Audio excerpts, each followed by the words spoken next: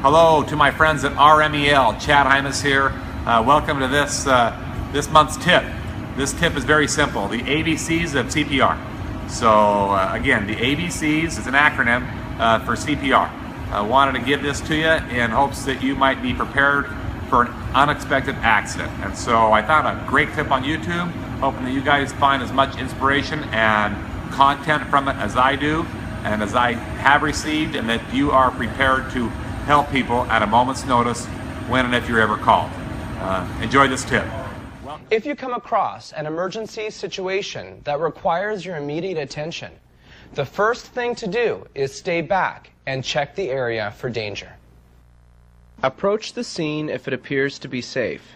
If it is not, stay back and call 911. Once you've determined that the area is safe, approach the person and try to wake them up by gently tapping them. Tap or gently shake the person and shout to see if the person responds. If the person does not respond, immediately call 911. If you're by yourself, you'll have to make that call. Otherwise, try to get someone else to do it. If the person does not respond, have someone call 911 or make the call yourself. Once you're confident that 911 has been called, the most important thing to do at this point is open the person's airway, check to see if they're breathing, and check to see if their blood is circulating. In other words, if their heart is still pumping. An easy way to remember this is your A, B, C check, and this is how you do it. Begin an A, B, C check for life-threatening conditions. A. Airway. Open the airway using the head tilt, chin lift method. Tilting the head back and lifting the chin will move the tongue away from the back of the throat and allow an open airway. Let's take a look at that on a model.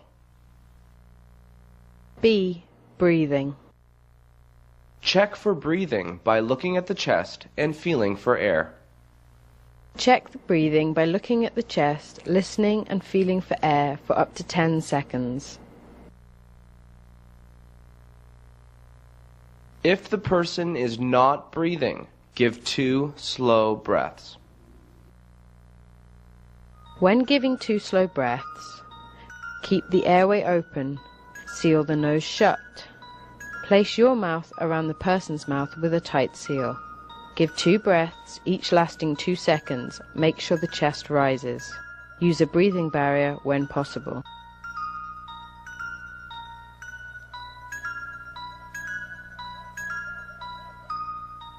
C. Circulation.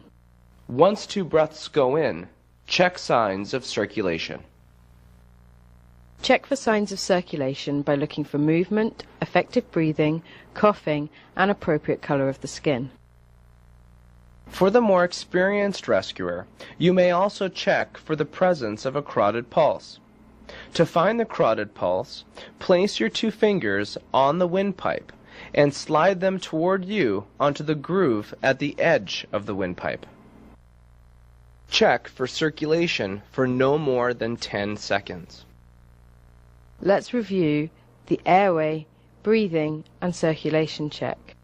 Open the airway using the head tilt, chin lift method.